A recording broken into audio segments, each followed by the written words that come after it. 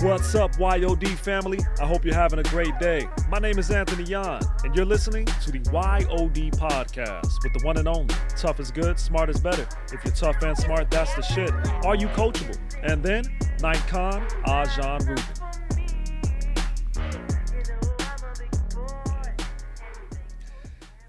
Anywhere, USA. You mentioned that a few times. Yeah. Speaking of the Marines, military, talk about how we all come from anywhere, or they all come from anywhere, being in the military, the Marines. Yeah. And sometimes they bring Anywhere USA with them, the good, the bad, the ugly. That's right. That also, I think, reigns true in everyday life as well, with people's individual past, whether it be mistakes, shortcomings, failures, disappointments, or even people sometimes. It's easy to take those things with us into our present and our future, rather than leaving them behind where they belong. Yeah. Talk a bit about not having to take it with you. To fix that, to take that, we used to call it Alice pack, this pop, drop that shit you carrying around. Well, you got to realize you're carrying the first goddamn place. To realize you're carrying it, that's the hard part, because most you're just doing it, you think that's how much you weigh. I'm being facetious here, but you don't realize, no, that's not your essential self. That's some shit that you got attached to. Cut it. Again, that takes work. You got to look in first and keep asking, keep digging. Don't fucking let go. Don't look the other goddamn way. Just go in, go in, go in, go in, go in. And then go in and be honest. That's the hard fucking part. The whole 3 heart thing, I can't remember what podcast talk on that. That's the third heart. The internal dialogue we always have with ourselves. Fuck everybody else. That conversation. That's the truth serum. And but why? Yeah. You never get away from it. In your quiet moments, it's you and your internal dialogue. Third heart, how you really fucking feel about shit. It was funny, me and Rachel was talking, and I'm having so much fun with her and Tiny Dude now, and we're still able to go over certain things. And, she really still perturbed with her mom about shit. I'm like, well, no shit. That's going to be a while to work through that. And I said, but the day you fully grasp, don't dress it up as it is and call it what it is. I said, when you do that, it's going to fucking vaporize like a goddamn mirage. I said, I promise you. So I've gone through that in a few different stages. Stage with my own dad, some family members I looked up to and realized they weren't. And then the biggest one is my grandma, not my big mom. That's my spirit. My mom's mom. I say out of everybody in the goddamn family, and everybody on my mom's side, the Askew side, they know I was the only one that stood up to her fucking ass. I cussed her out so goddamn hard because she was an evil bitch. She been dead forever. I still can't stand that fucking woman for the shit she did. And no one held her accountable. And I put up with it as long as I could. My dad had killed himself. Mom was put away in fucking mental institution. For 3 goddamn days, I fought the city, the county, and the state to get my mom out. I love my mom. And it was hard for me to accept the fact that she was gone mentally. But I fought, and I didn't sleep for 3 days. It was hard to let go. I'm like, he was gone. Mom gone. Her body's there, but this mental illness is fucking real. God damn it. I had to take her back to the fucking hospital and shit. I get back and I'm just like, you have been so fucking tired. Your eyes are like on fire, like needles and shit. Like you can't. Oh my God. I'm young. I never felt that before. And this fucking woman called, gonna chew me out. Boy, it's your grandma, blah, blah. Now, mind you, this bitch didn't offer 1 iota of help at all.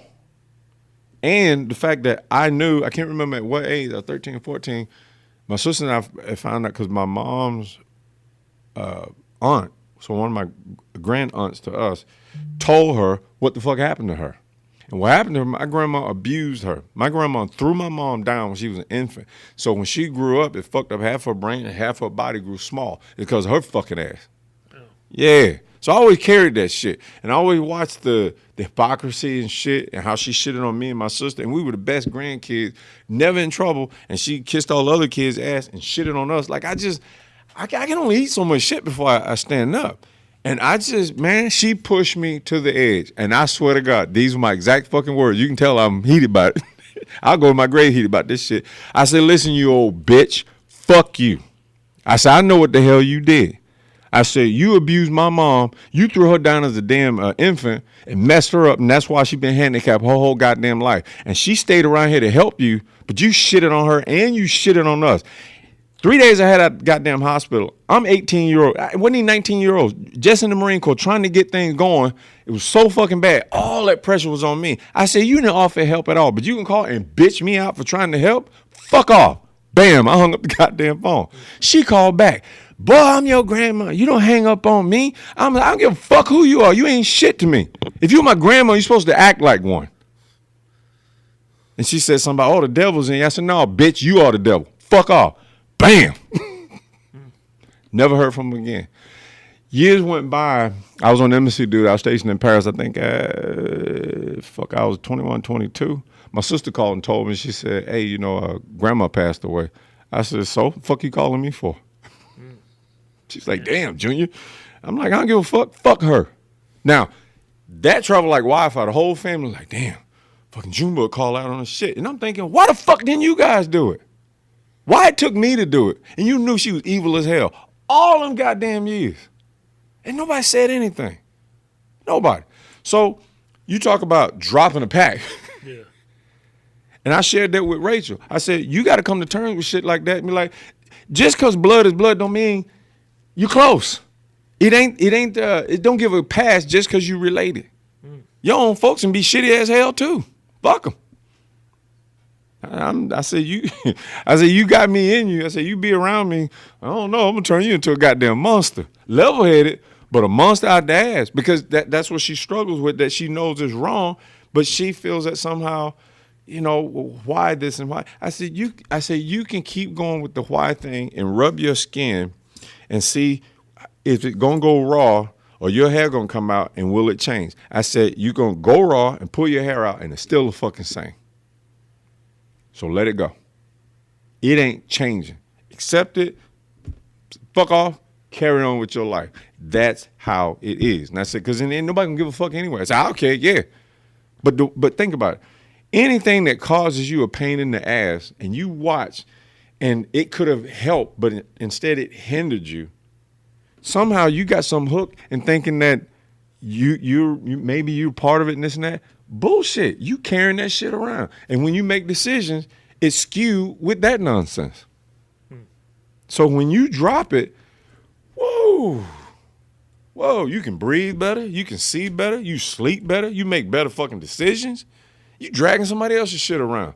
I'm like, nah. I'm just glad that I've learned all the shit I've learned, but it's been so many times, just like Rita said, she's just fascinated. My first wife, she's still fascinated with because she knows and well aware of all the times I've been hit and knocked to my fucking face. And she's like, how you keep standing up? I'm like, what else is there? I said, I don't believe in laying down. And the things I've been knocked down by, most don't stand up again. It's not that I'm just saying this shit just to say it. It's the truth. Dude, I couldn't be more sincere. It's like, no, hell no. So there's a whole bunch of facets with me with the whole, I ain't listening to goddamn excuses. I ain't listening to poor me. These mantras keep coming out of me for a fucking reason. Because I lived through this shit. Yeah, I'm going to die, but I ain't never going to quit. One is being stopped. You can't control that. That's coming. Grim Reaper going to get every motherfucker and every goddamn thing. You show up, you going to pass away. How you stand and squat and get up from being knocked down, what's that some say Japanese, some say Chinese. Knock down 7 times, stand up 8. Not a play on words. Are you made it that kind of shit or you not? Some knock down, don't stand up. Some knock down, they stand up once. Some knock down, stand up twice. Some knock down, stand up every single time till they die. That's the club I belong to. Even if I'm just bare, I'm just like this. I was always happy that motherfucker, if it happened in combat, half my body like over there and shit. I'm trying to get your ass. Push. I will literally go to the end. I'm not gonna be like, oh, I hurt. No, let somebody else do it. Fuck you. Yeah. So it just Yeah, I think there's a misconception. I think that's that's healthy. Just having that. I think you do have a. I mean, lack of a better word, but it is a good word. A violent reaction to that, which hinders you, slows you down, or is a distraction from your goals. And you better. If you talk to anybody that is extremely focused and successful and knows what they want and what they're doing with their life, they're the same way with anything that distracts them or hinders their ultimate goal. They are violently get the fuck away from me. Get away. Get it away. No, because I think like there's very few people like you, and I think that's why you try to explain it so passionately to get other people to understand. Yeah. That's the only way to conquer and never have that shit mess with you again. You have to be violent with it. It's kind of like you have to treat it as if, hey, this is hindering my life, my wealth, my health, all because that. It is. Yeah. That's not kind of sort of. That's 1,000% was no such thing. Fact. That's reality. So. Yeah, that's deep. Yeah. And I, you know, like I said, with the game recognized games, like I can pick up on so many things because it's like life shit, and I can see different variations of the same theme. It's still that same central theme, and it's like, well, hold on. Oh, that's what that is. I ain't got to say shit. I can already tell. And give it time, then oh. I got a Marine in here now, talked with yesterday, and young Marine, 26, 27, and he's a fucking stud athlete.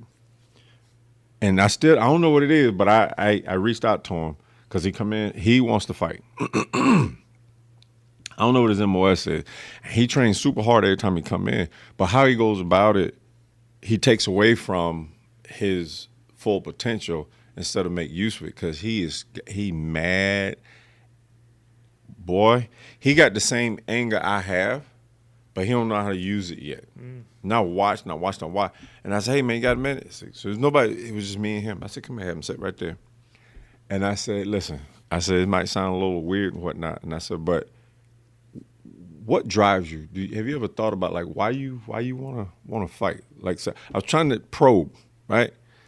And he said, and there was a part of him that relaxed, and he said, what the fuck he said? He said, I don't want time to go past and I end up not amounting to shit. I didn't expect that. I said, damn.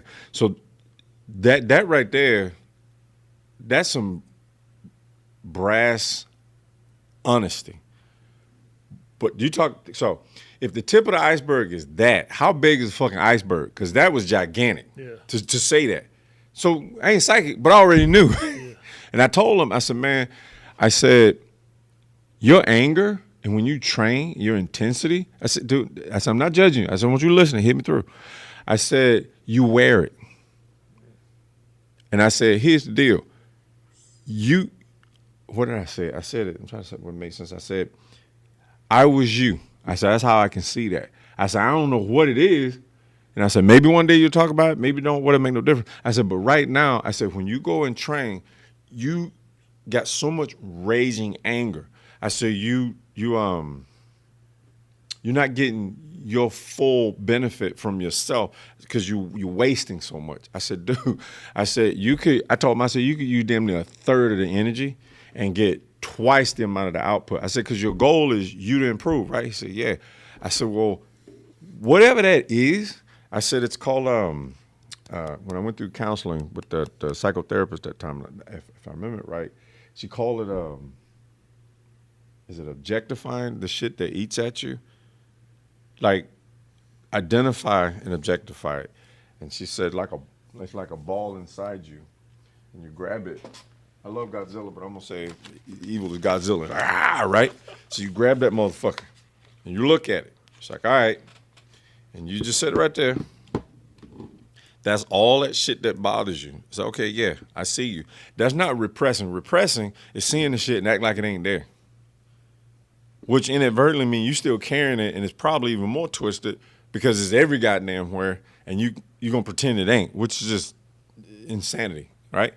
But to objectify, I see. I fully see, I accept, I get it, whatever. But you know what? I got to set your ass right here. I'm going to keep my ass on you, but I got going with life.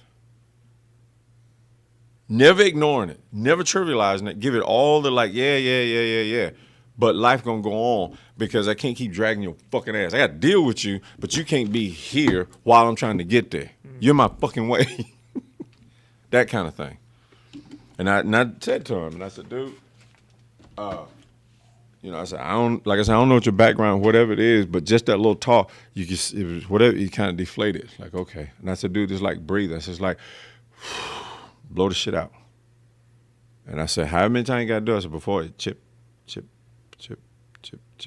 And you could be you, and you still, it takes the strength out of that shit.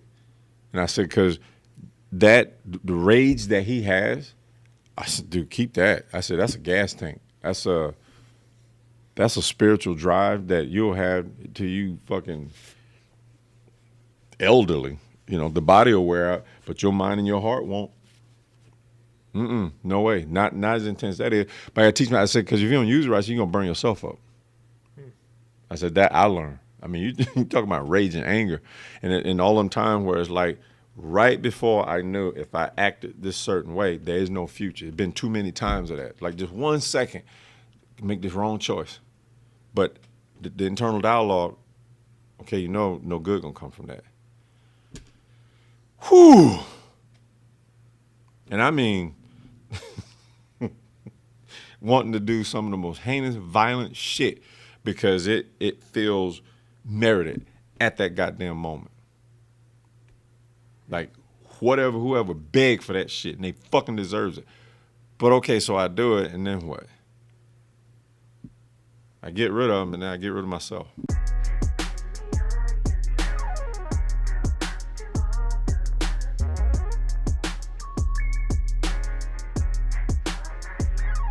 The Y.O.D Podcast is sponsored by Extreme Power Gym, www.extremepowergym.com. Visit Extreme Power Gym in Oceanside at 3375 Mission Avenue, Suite E, Oceanside, California, 92058. First 2 classes are free. Call 760-672-8860 and schedule an appointment with Ajahn Ruben today. From the gym to your listening ears, the Y.O.D Podcast is here to inspire, motivate, and challenge you to be the best version of you. Subscribe on SoundCloud, CastBox, and iTunes. Search the Y.O.D Podcast. And don't just listen. Leave a comment, share, and follow us on Instagram at the Y.O.D Podcast. We greatly appreciate it. Y.O.D.